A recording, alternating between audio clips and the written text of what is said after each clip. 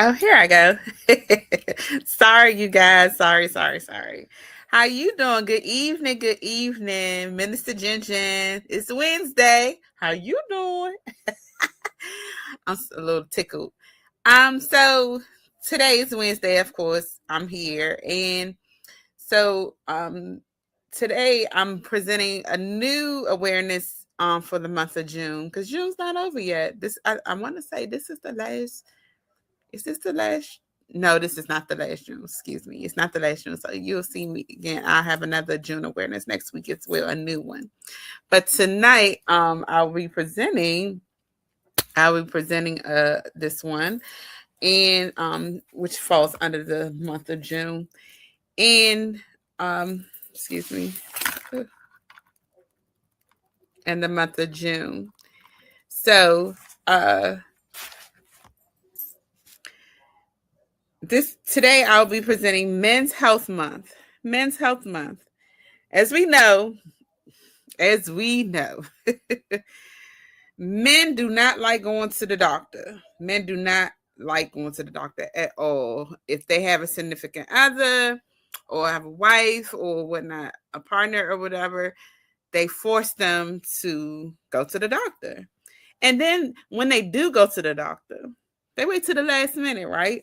They always wait to the last minute. And us ladies, we go. Hopefully, we go.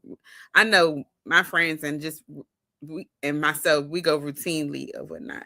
So, but we don't wait to the last minute. Uh, Only time, like if it's an emergency, you catch us in the ER if it's we're in pain or whatever. Even with men, if they're in pain, they'll just hide it and still don't want to go to the doctor or the ER or whatever. Maybe they're big babies, right? But this month I'm recognizing today is Men's Health Month. This awareness was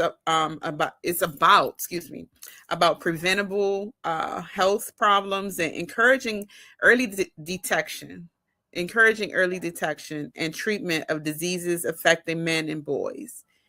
I had lost in the last couple of months two cousins dear to me and my family on my mom's side.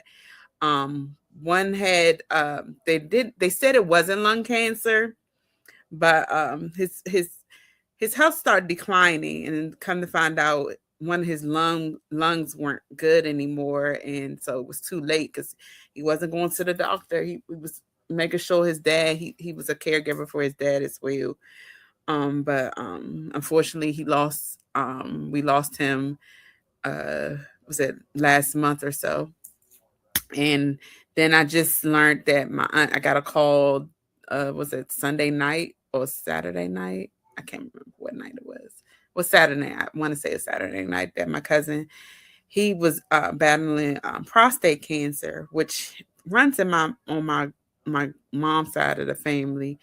And then both of my uncles are cancer survivors from prostate cancer. So thank God um, for that. But I just don't wish that on anyone. And I just encourage you guys, you men, to go. Not even if you're feeling pain, still go like for your routine checkups and stuff. Because I know I make appointments for my husband or whatever, and but I say just get checked out. So my cousin that just passed away this past weekend, he had stage 4 um prostate cancer, and so he was a teacher in New York, and for a long time he retired, and he felt ill, so he was always back and forth from home where my family's from St. Vincent. He had home down there. He moved down there when he retired. But he just came up to New York, as my aunt said. Just came up for a doctor's appointment, and he went to the airport, made it home. His driver took him home. And got home, and the doctor pronounced him gone. He made it all the way home, but I guess the doctors were saying that it was nothing else they could do. I always say it's better to go right away go right away. Because you never know. Even though it's not giving you pain, it's better chance you have better chances, you know. That that's still like surprisingly like, and then for me to have to tell for me to be the person to tell my mom as well, because they were pretty close. My mom was the go-to cousin or sister, you know, to come talk to. So, and then, you know, with my mom with the dementia, so she remembered who her cousin was, but she lost another cousin. So we lost another cousin that she grew up with. So I just say, men, I encourage men, please go get checked out. Even though if you don't feel any pain, get your yearly checkups. And then if you're over the age, I want to say it's the age of 50, um, get your colonoscopy, because in a few years I'll have to get one. And I know usually if it's a strong family history of the like colon and prostate cancer runs in your if runs in your family, they have you do it a little earlier. But I know when I went for my physical a couple years ago, I didn't end up having it because the insurance that I had didn't cover it. And the company that my doctor at the time, um, she wanted me to go through that she wanted me to go through. They wouldn't have covered it, and it cost thousands and thousands of dollars. So, I'm sure it's ways around it. But if you have, especially if you have strong family history of it, same with like when if someone has a strong family history of breast cancer, I'm sure it's ways around it. But you know, some of these insurance companies won't cover it, and it's sad to say until it's too late and stuff. So I encourage you, you men and guys, to please go to the doctor to get your yearly checkup. Um, and for what, and I know I usually take my dad as well to his when it's time for him to have his colonoscopy, and he said, Jenny, I just I was laying there, they took me in, and next thing I know, I was up.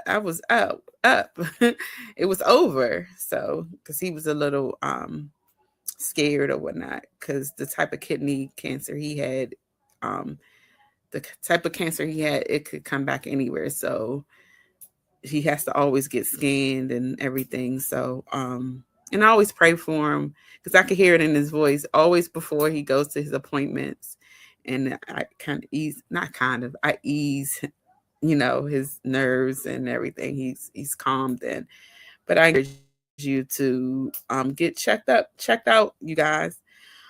It's a preventable health problems and encouraging early detection and treatment of diseases affecting men and boys.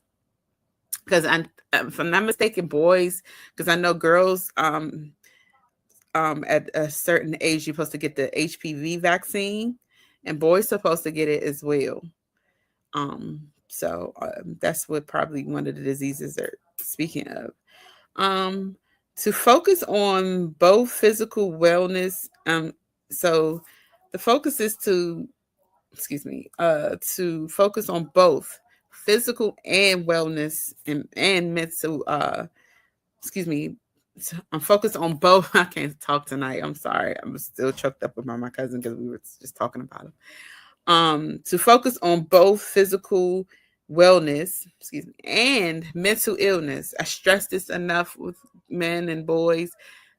Mental illness, because you know men like to bottle things up and don't like to speak out or speak to anyone about what's troubling them or whatnot. And I just encourage. And matter of fact, I need to get my nephew. I said I was going to get my nephew um, a journal. Same women do it. I mean, why can't men journal? You know. So um, I stress that. Check on your loved ones, especially with their mental health and their physical wellness. And if they're not up to it, and you feel like something's going on with your loved one or your dad, your uncle, your brother, hey, ask them, are you okay? Like, what's going on? Like, when was the last time you went to the doctor, or you started to notice little different things with them and the characteristics and stuff? That could be a sign as well. Um, the theme for this year in 2026 for Men's Health Month is partners in care just for better lifespans across the lifespan. And this is how the family community and care partners can support healthier outcomes for men. Like I said, it's best to push them to go now while when it's nothing hurting them or whatnot. It's better to know early than late when it's and then or too late, you know. And the key focus areas is preventative care, routine checkups, as I said before, and screenings for prostate and testicular cancer. Because I know working in the radiology for over almost 20 years, I know um, not too many places do testicular sonograms or whatnot. But it's best to have them, you guys, if something's going on. And I know where I used to work at, which was Washington Radiology. They do them, and not in all the locations, but if you live in the DMV area, find out if you're having a problem or whatnot. Just ask your doctor for a written order, a referral, and see if that to get health screenings like cancer screenings and of that sort. For prostate, testicular cancer, or just any cancer, diabetes and heart disease, and the leading cause of death is anog. I'm sorry, that's probably wrong. I have to get back to you with that. But in diabetes and heart disease is the leading cause of death. Oh, I'm sorry. I can't read my own handwriting.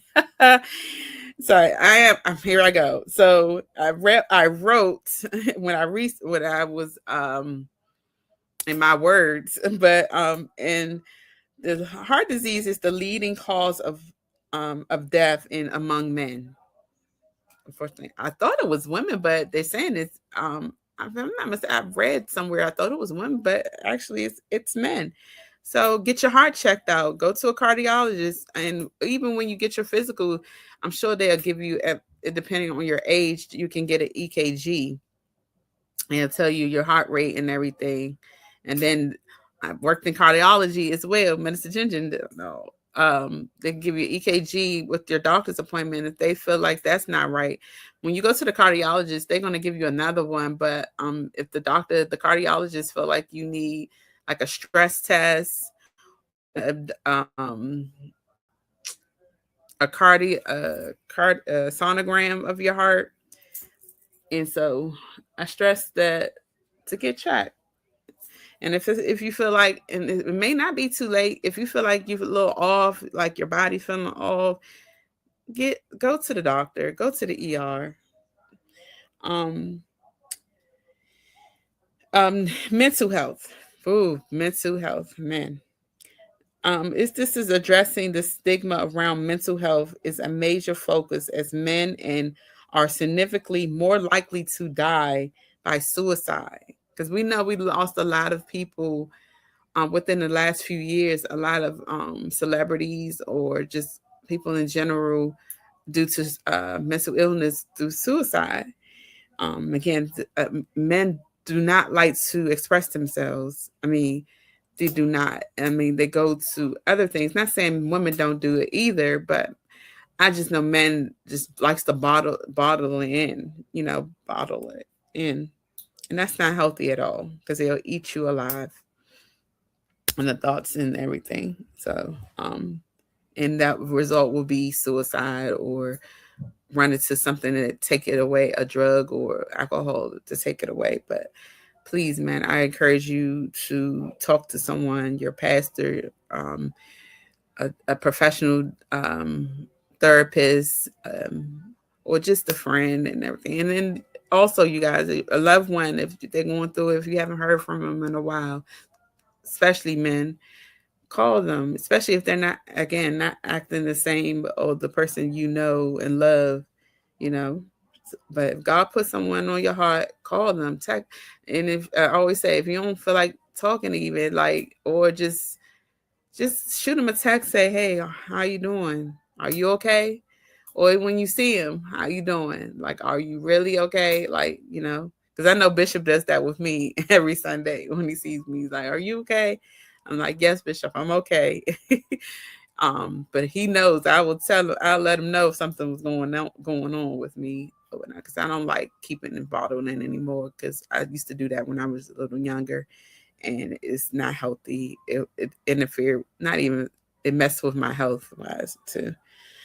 Um, likely to die by suicide and faced with higher rates of untreated emotional struggles. Again, because when I say with the emotional struggles, with because they'll go to drugs or alcohol or just start lashing out on people with like attitude, the demeanor, everything changes. Um, Use tools like the Men's Health Resource Center.